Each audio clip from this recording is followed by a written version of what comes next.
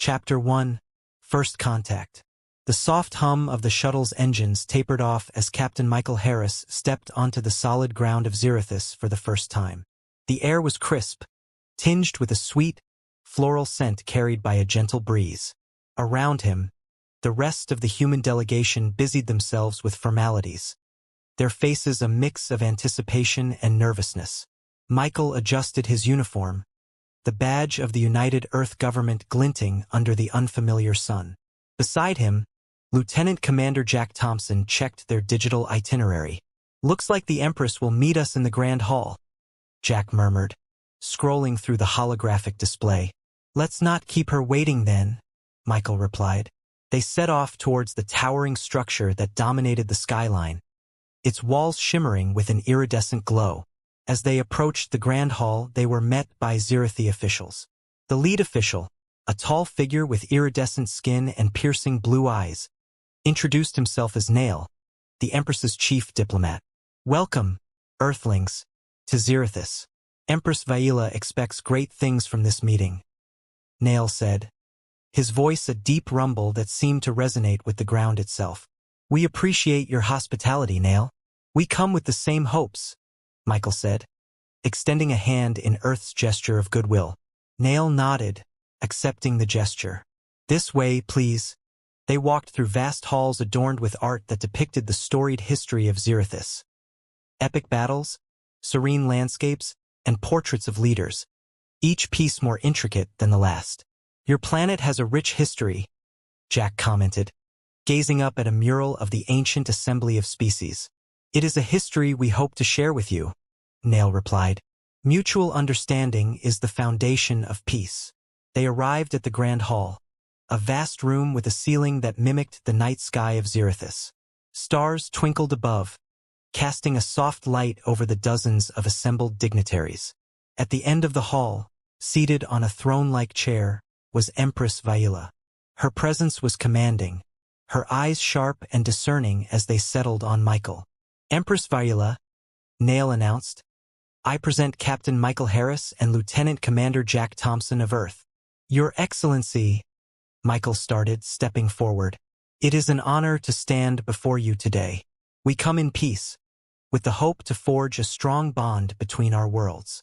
Empress Vaila stood, her height nearly matching that of her chief diplomat. "Captain Harris, your journey here is a testament to your courage and desire for unity. What is it that Earth seeks from Zerithus?"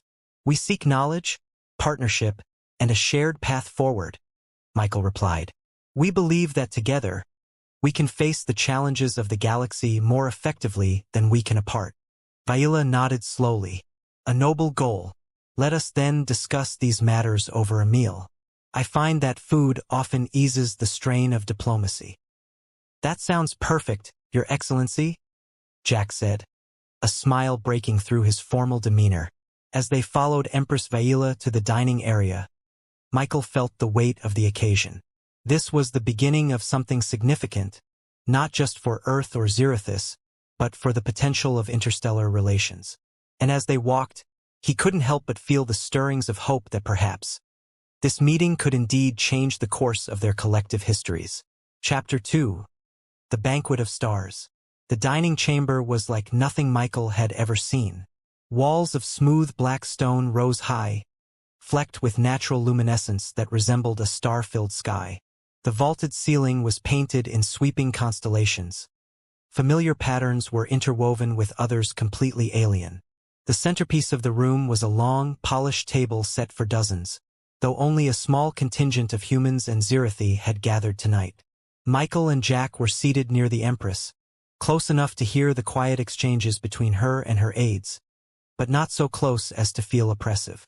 Across the table, Nail stood chatting quietly with one of his subordinates.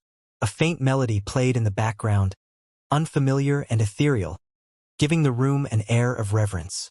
"Do you think they always eat like this?" Jack murmured, leaning slightly toward Michael. "I doubt it. More likely, this is their way of making a statement," Michael replied. He picked up his glass, studying the deep, emerald liquid inside before taking a cautious sip. It was both sweet and savory, with a faint hint of something he couldn't quite place. something distinctly Zirithi.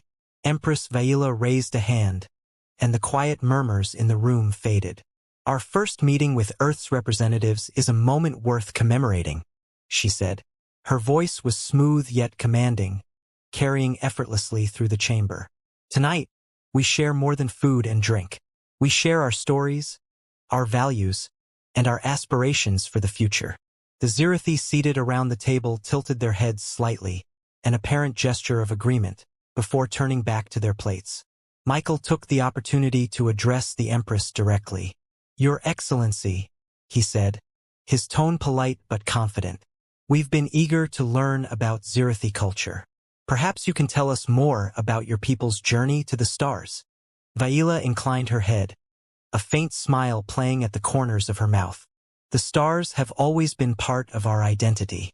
Long before our technology allowed us to leave the ground, our ancestors charted the heavens and wove the constellations into their myths. When we finally reached space, it felt less like a conquest and more like a return to something familiar.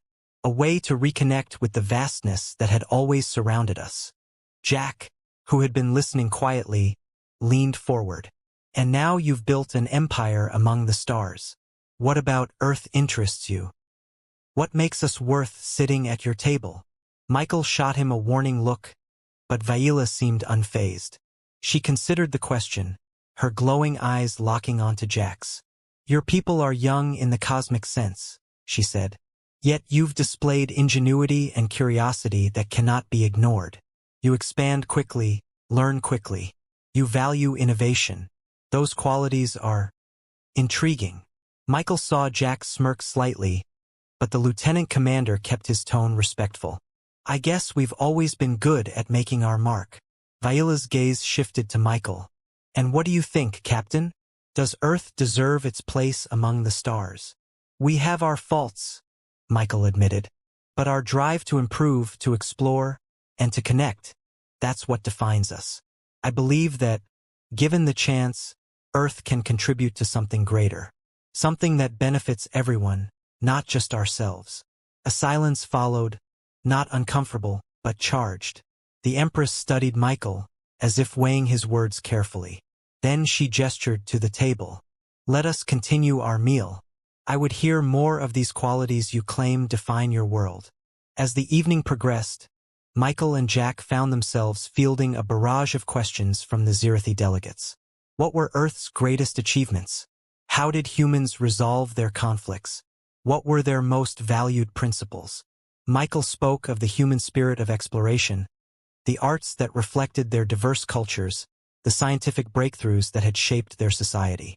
Jack, ever the pragmatist, discussed Earth's technological innovations, its resourcefulness in the face of challenges, and its determination to overcome the odds. The conversation grew more relaxed, punctuated by laughter and the occasional debate. Vaila, though still composed, allowed a trace of warmth to color her tone as she recounted a Zirithi legend about a starship captain who had united disparate colonies through sheer wit and courage. "That story's not so different from a few of our own," Michael said, smiling.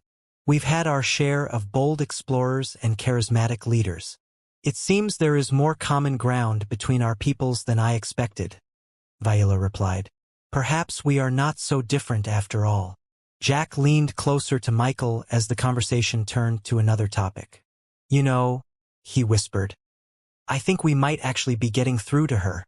"It's not about getting through," Michael murmured back. "It's about finding that shared perspective. Building trust." Jack shrugged. "Sure, if you want to put it diplomatically." As the evening drew to a close, Vaila rose once more. "Tonight has been enlightening. I look forward to many such discussions.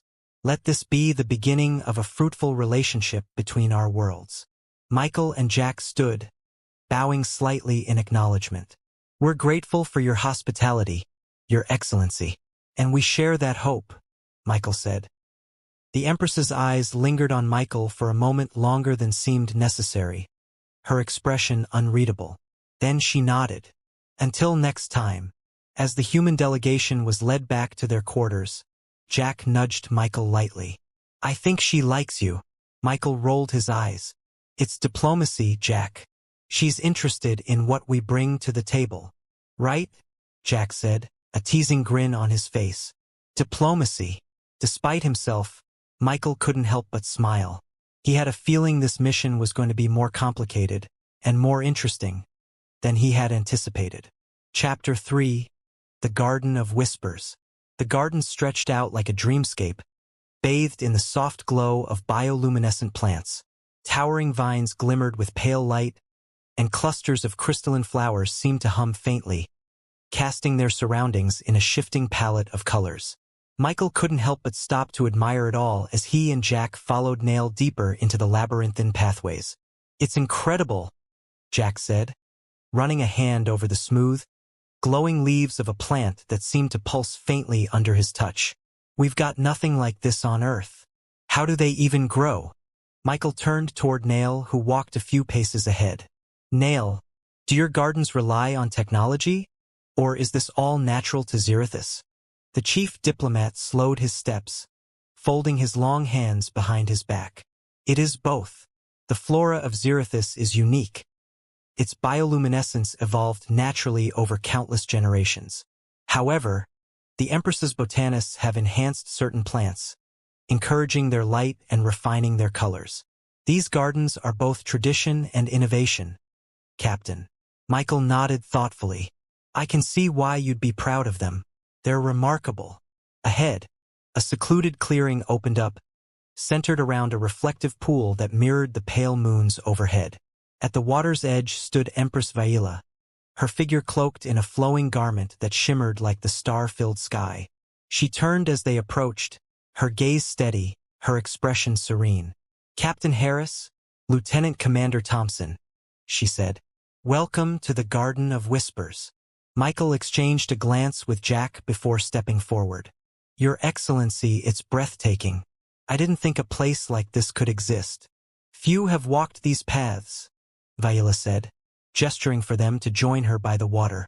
This garden is a place for reflection, for quiet thought. When I was younger, before I rose to my current station, I would spend hours here, pondering the stars and my place among them. Jack raised an eyebrow. You mean you weren't always Empress? I figured you were born into the role. Vaila's lips curved faintly at that. No one is born an Empress, Lieutenant Commander. Leadership is something earned, shaped by countless choices and the wisdom gained from them. Michael inclined his head. That's something we can understand. Our leaders are chosen for their character and their decisions, not by birthright. Vaila studied him, as if searching for the sincerity in his words. After a moment, she looked out over the water. Tell me, Captain, what brought you to join this mission? Was it duty, curiosity, ambition? A bit of all three, I suppose, Michael said. I've always been fascinated by the idea of connecting with other species, learning from them, and building something greater than any one world could achieve alone. And this mission, meeting you, felt like the most important step we could take. Vaila's gaze shifted back to him. A noble sentiment. And you, Lieutenant Commander? Jack crossed his arms, leaning against a smooth stone. Well, someone has to keep Michael in line. But seriously, I joined because I wanted to be part of something that changes the game. You only get so many chances to make a difference on this scale. Honest answers, Vaila said. I appreciate that. You'll find that honesty is a valued trait among my people, so long as it's tempered with respect. Michael took a step closer to her. And how do you see Earth's role in all of this, Your Excellency? Do you believe we can contribute something meaningful? Vaila's expression softened. I have seen much in my time, Captain. Species rise and fall. Alliances form and dissolve. What I see in your people is a certain boldness, an energy that could reshape the galaxy if guided wisely. The question is not whether you can contribute, but whether you will choose to. Fair enough, Michael replied. But we can't do it alone. That's why we're here. To find allies who believe in what we're trying to achieve. Nail, who had been standing a respectful distance away, spoke up. The Empress has always been a strong advocate for collaboration. It is why Zirithus has thrived. She recognizes that unity is the key to strength. Viola's head inclined slightly at Nail's words. Unity must be earned, not imposed. It requires trust and understanding. Which is why I invited you here tonight. Jack raised an eyebrow. You mean you're already thinking about an alliance? Perhaps, Viola said. But alliances are built on more than words. They require shared experiences, mutual respect, and time. This is merely the beginning. Michael nodded.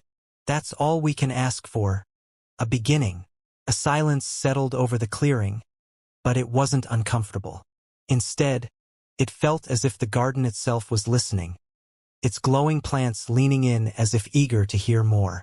The gentle ripple of water against the stones provided a steady rhythm, underscoring the quiet understanding that had begun to form between them.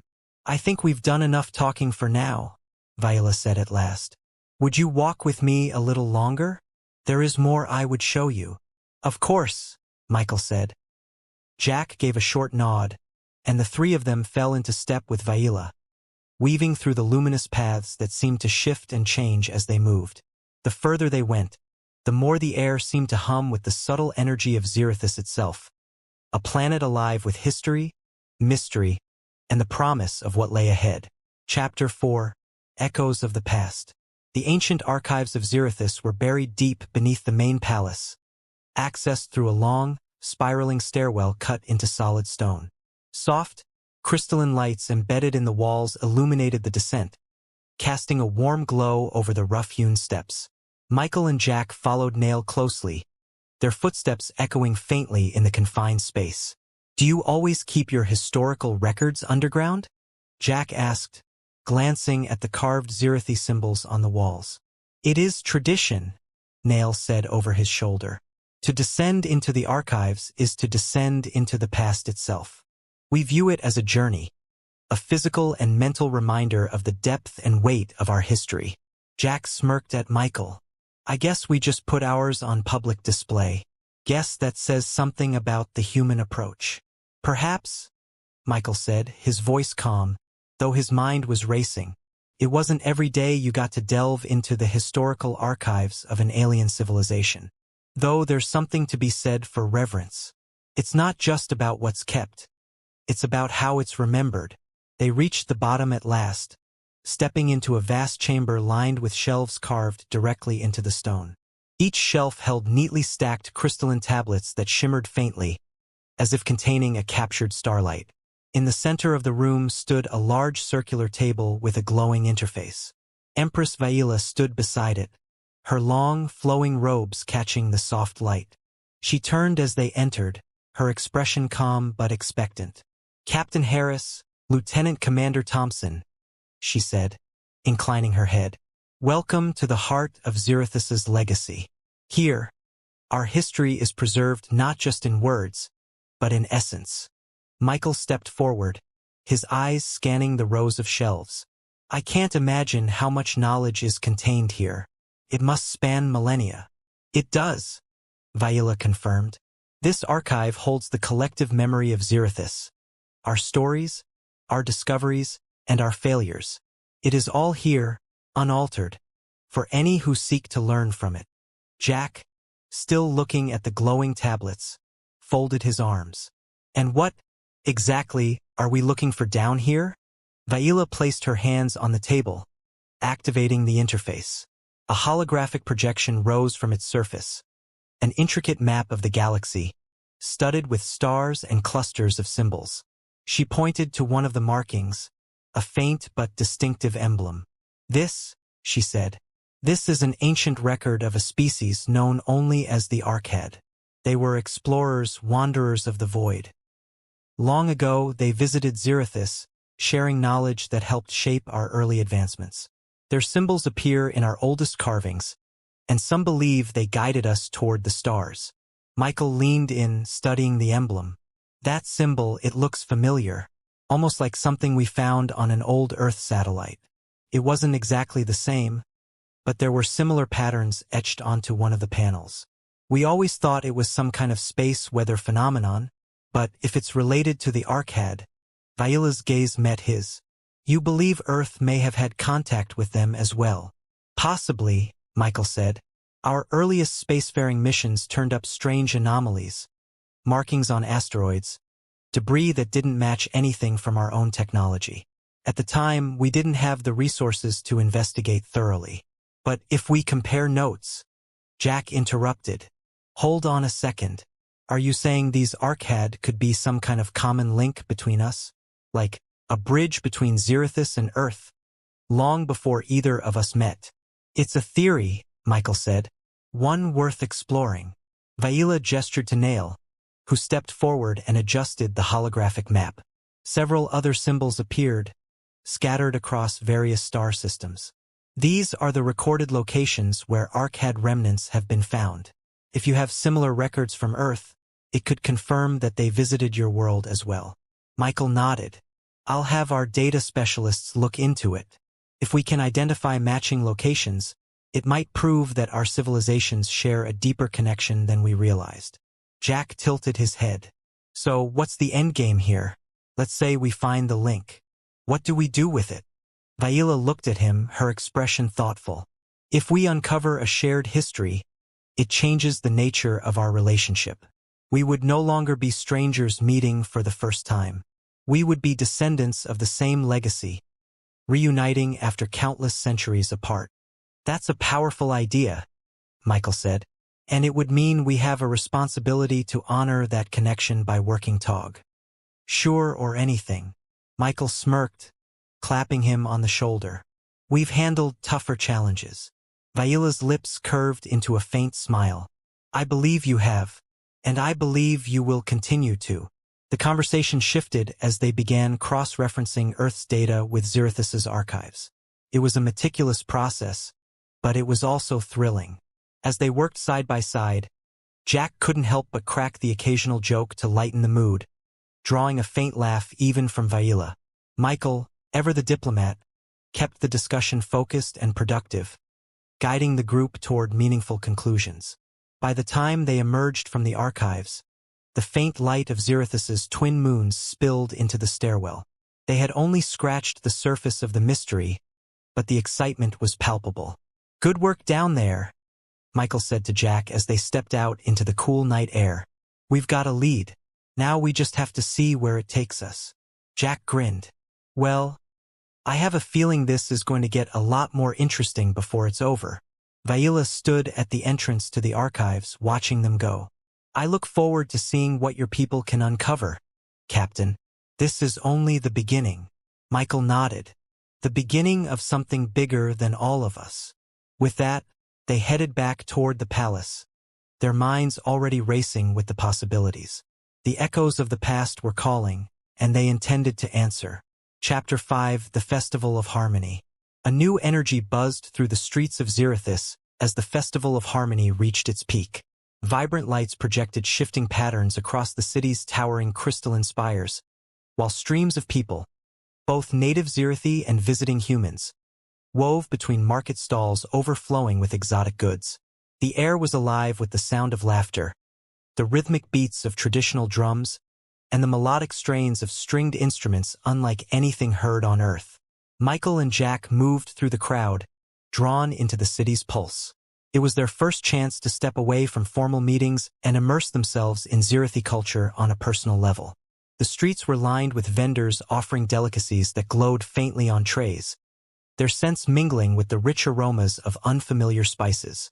This beats sitting through another endless briefing, Jack said, grabbing a skewer of some kind of grilled fruit and taking a bite. Man, that's good. Sweet. Tangy. What do you think, Michael? Michael studied a nearby stall where a merchant displayed a collection of shimmering jewelry crafted from stones that seemed to shift color under the festival lights. He finally turned to Jack and smirked. It's definitely a change of pace. More interesting than PowerPoint slides, I'll give you that. As they walked, they passed a stage where a group of Zirithi performers demonstrated a traditional dance. Their movements were precise, fluid, and full of grace. A crowd had gathered to watch, humans and Zirithi alike standing shoulder to shoulder. Vaila was among them, her tall, regal form unmistakable even in the throng. Looks like the Empress has taken a break from court, too, Jack said, nodding toward her. Think she's enjoying herself? Michael glanced at her and then back at Jack. She doesn't seem like the kind of leader who would ignore her own culture. Let's find out. They worked their way closer, stepping up beside Vaila as she watched the dancers. She acknowledged them with a brief smile, her sharp, glowing eyes reflecting the shifting lights. "Captain Harris, Lieutenant Commander Thompson," she said. "Are you enjoying the festival?" "It's amazing," Michael said, genuinely impressed. "We've never seen anything quite like it. The music, the food, the atmosphere. It's incredible. Do you have a favorite part?" Vaila tilted her head slightly. "The dances, perhaps. They have been passed down through generations. Each movement tells a story, each step a lesson. It is a form of expression that transcends words." Jack grinned. "I think I'd trip over my own feet trying to keep up with those moves." Vaila's smile widened faintly. "It does take years of practice." Michael, intrigued, asked, "Do you dance, Your Excellency?" "Once long ago," she admitted. "But I have not performed publicly since ascending to the throne." Jack raised an eyebrow. "What if someone challenged you? Like, say, a brave human diplomat?" Michael groaned. "Jack, don't." Vaila chuckled softly. "A bold suggestion. But I believe I will leave the dancing to the professionals tonight." As the performance ended, the crowd erupted into applause. The musicians bowed, and the dancers formed a line, each performing a quick flourish before departing the stage. A new melody began, a lively, rhythmic tune that had people pairing off and joining in a more informal style of dance. Jack nudged Michael. "Well, if she's not going to dance, maybe you should give it a try." Michael shook his head. "Not a chance." "You said you wanted to experience the culture," Jack said, grinning. "This is it." Before Michael could respond, a Zirathi official approached Vaila, bowing slightly. "Your Excellency, the elders request a brief word." Vaila nodded. "Excuse me, Captain, Lieutenant Commander. Please, enjoy the festivities." As Vaila stepped away, Jack leaned closer to Michael. "You know, she's not as untouchable as she seemed at first. She actually laughs. She's curious about Earth." "She's a person, Jack," Michael interrupted. "Just like anyone else." "Right, but you've got to admit there's something, I don't know, magnetic about her. When she talks, people listen." Michael gave a non-committal shrug. "She's an impressive leader, no doubt about that." Jack sighed and glanced around. "Well, if you're not dancing, what do you want to do? Get more food? Find another performance?" Michael paused, considering. "Let's look for one of the craft stalls. If we're going to bring something back to Earth, it might as well be a piece of Zirathi art." They moved through the crowd again, stopping to admire the intricate craftsmanship of the local artisans. One vendor was painting on thin sheets of a metallic material that glowed faintly under his brush, creating scenes of alien landscapes and starships. Another displayed delicately carved figurines made from the same shifting stones Michael had noticed earlier. "Any of these catch your eye?" Jack asked. Michael picked up a small figurine, a sleek, abstract representation of a starship with flowing lines. "This one. It's simple, but it captures something about their connection to the stars." Jack studied it and nodded. "Good choice. You're not just buying a souvenir, you're picking up a symbol of their culture." As Michael made the purchase, a sudden cheer rose from the crowd. A small procession of masked performers emerged, spinning and leaping in elaborate costumes that shimmered with every move. The audience parted to give them room, forming a circle around the dancers. Michael and Jack joined the onlookers, clapping along with the rhythm. "Now this is something else," Jack said, his voice just audible over the music. "I could get used to this kind of diplomacy." Michael smiled. "It's moments like these that make the mission worth it. Experiencing something entirely new, learning from it, it's what we came here for." Jack glanced at him and grinned. "See? I told you this would be more fun than another briefing." Chapter 6. Shadows Stir.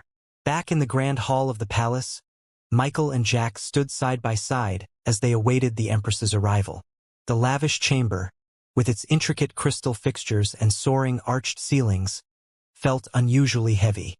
The festival's lively atmosphere seemed worlds away from the quiet, tense space they now occupied. Around them, Zirathi officials whispered among themselves, their expressions carefully neutral. "Feels like the air's gone cold," Jack murmured, his voice low. "Something's up." Michael didn't answer at first. His gaze drifted over the room's details. The polished floors, the glowing murals, the intricate carvings on the walls. It was a place designed to project authority and control. "It's not just you," he finally said. "There's definitely a shift. Maybe something happened while we were at the festival." The sound of footsteps drew their attention. Empress Vaila entered with Nail and several other advisors in tow. Her stride was as confident as ever, but there was a tension in her posture, a certain tightness in her jaw. She gestured for everyone to take their places around a large, circular table in the center of the room. Michael and Jack exchanged a quick glance before following her lead. As soon as they were seated, Vaila spoke. "Captains, I appreciate your presence here," she began. Her tone was measured, but her glowing eyes had an edge to them. "Our meeting tonight must address certain concerns that have arisen among my advisors. Some believe that our growing association with Earth poses risks." "Risks?" Jack asked, leaning forward. "What kind of risks?" Nail answered, his voice calm but firm. "There are factions within our council who feel that Earth's rapid advancements and expansionist tendencies could upset the balance we've maintained for centuries. They worry that too close a partnership could lead to unforeseen consequences."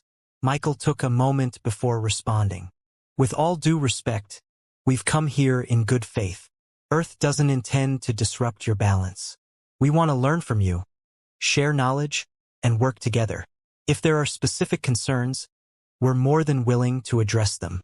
Vaila's gaze locked onto his. "Captain Harris, I have no doubt of your sincerity. But sincerity alone does not eliminate suspicion. It will take more than words to convince my people that this alliance is in their best interest." "Then let's show them," Michael said. "Give us a chance to prove our intentions through action. We can work together on a project, something that benefits both our worlds. Let us demonstrate what we can achieve side by side." Jack jumped in. "Exactly. A joint venture would let both sides see the strengths the other brings to the table. That way, it's not just talk, it's real results." Vaila considered this, her expression unreadable. "You are suggesting a collaboration, something tangible. What would you propose?" Michael thought quickly. "Perhaps a scientific initiative. Earth and Zirathis both have advanced technology and a shared interest in exploring the galaxy. We could undertake a mission, maybe charting unexplored regions or studying anomalies that affect multiple systems. Something neutral, with clear benefits for both parties." Nail nodded slowly. "A joint exploration effort could indeed demonstrate mutual trust. But it must be carefully planned and tightly monitored." Vaila's lips curved ever so slightly. "A cautious but practical approach. I will consider it." Jack glanced at Michael. "Look at that, we might be onto something." Before Michael could respond, one of Vaila's advisors, a stern-faced Zirathi with an air of authority, spoke up. "Your Excellency, I must express my reservations. While a joint mission may seem diplomatic, it also exposes us to potential vulnerabilities. What if Earth uses this opportunity to gain a strategic advantage?" Jack's brow furrowed. "Strategic advantage? We're not here to undermine you. We're here because we believe in what we can accomplish together. Isn't that the whole point of this meeting?" The advisor's expression remained stony. "Intentions do not guarantee outcomes."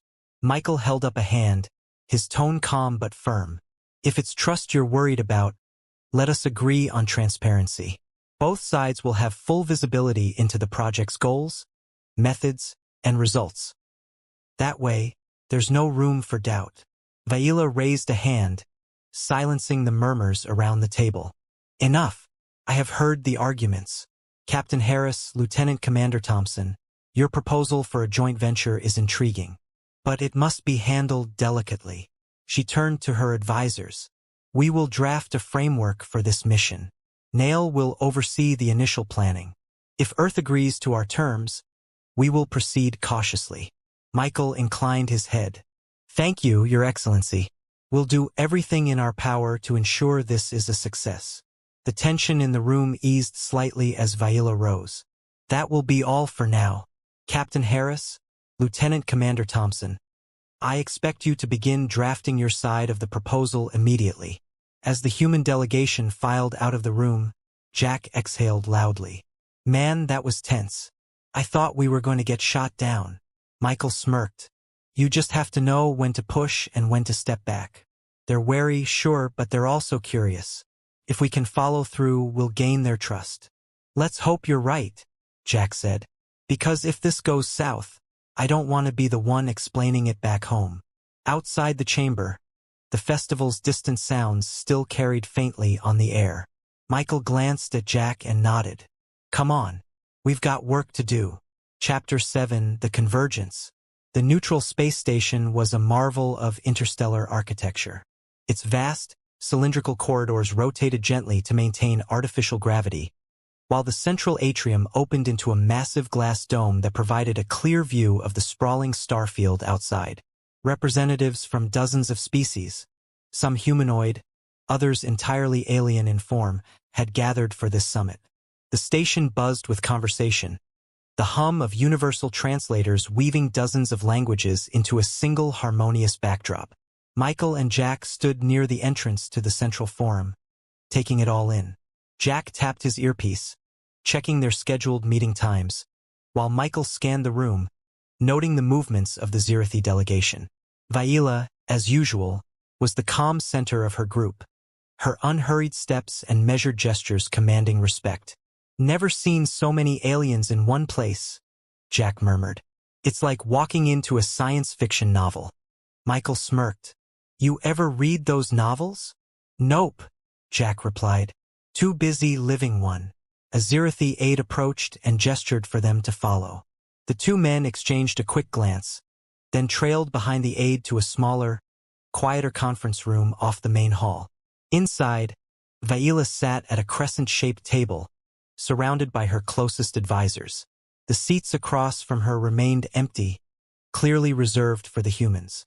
Captain Harris, Lieutenant Commander Thompson, Vaila said as they entered. Please take your seats. We have much to discuss before the summit begins. Michael nodded. Thank you, Your Excellency. As they settled into their chairs, Nail activated a holographic display in the center of the table.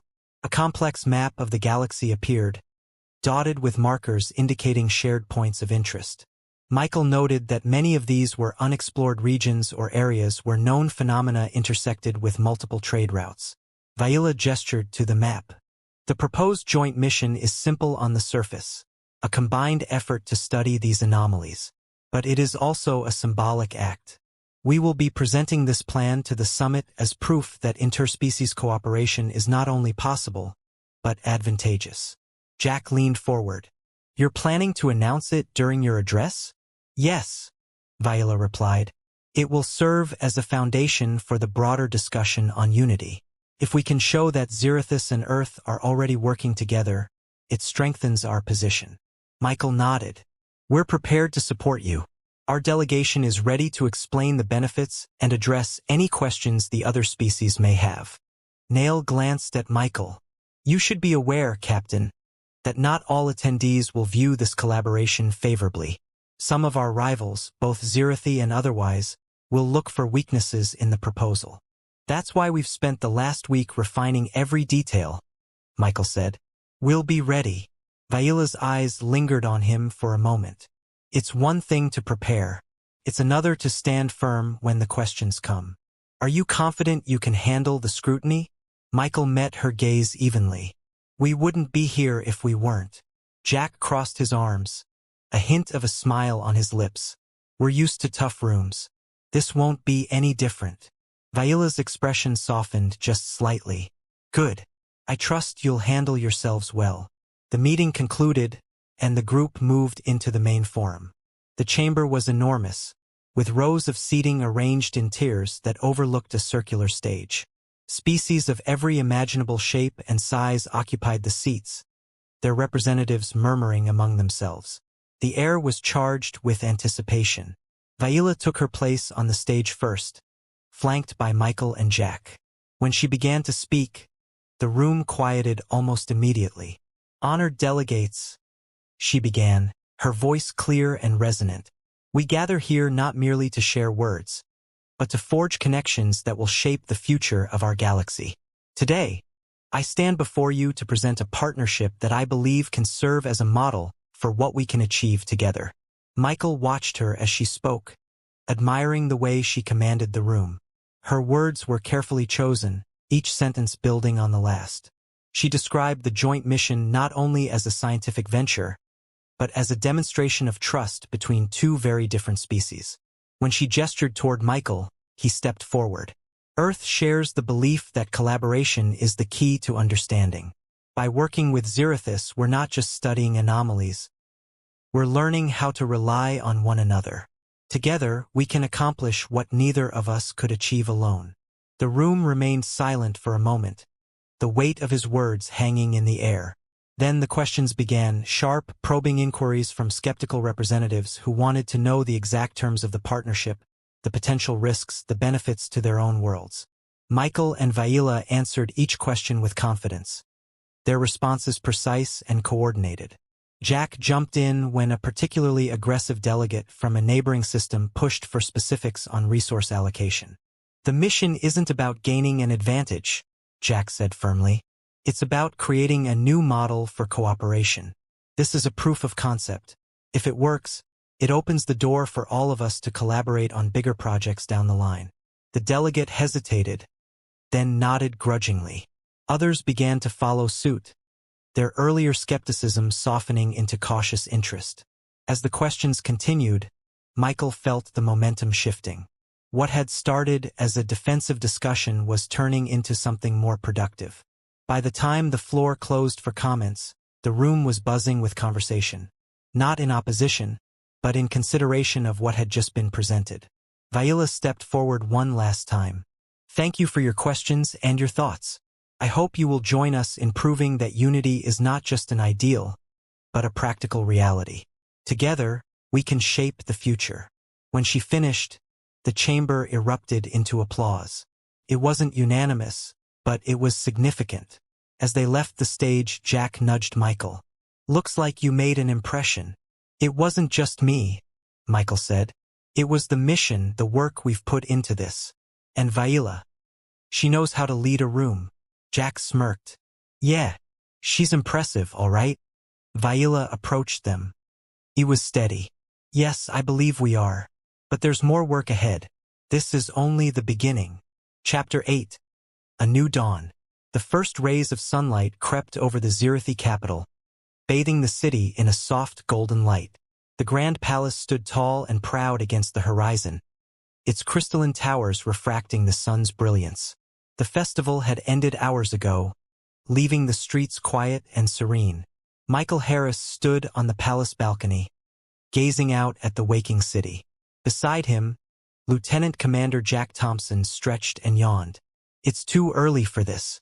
Don't you ever sleep?" Michael smirked. "I'll sleep when we've got our agreement signed and sealed." Jack leaned on the balcony rail, squinting at the distant spires. "You really think it'll work? Earth and Zirithus teaming up?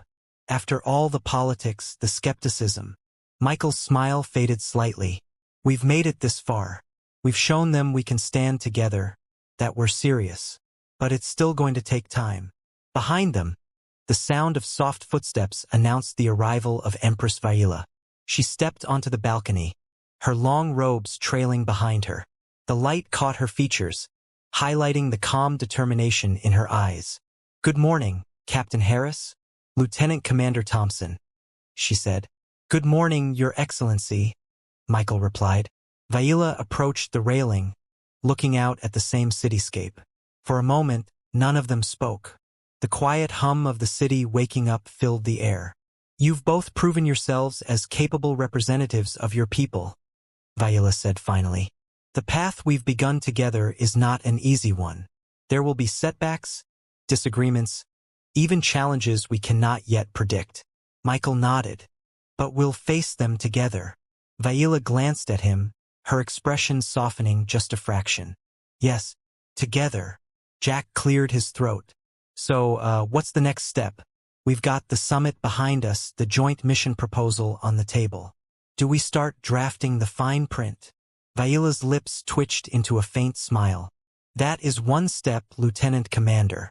But more importantly, we must maintain the trust we've begun to build. Actions speak louder than documents. Michael turned to her. We'll follow through. Our team back on Earth is ready to get to work. And we'll keep the lines of communication open. Good, Viola said.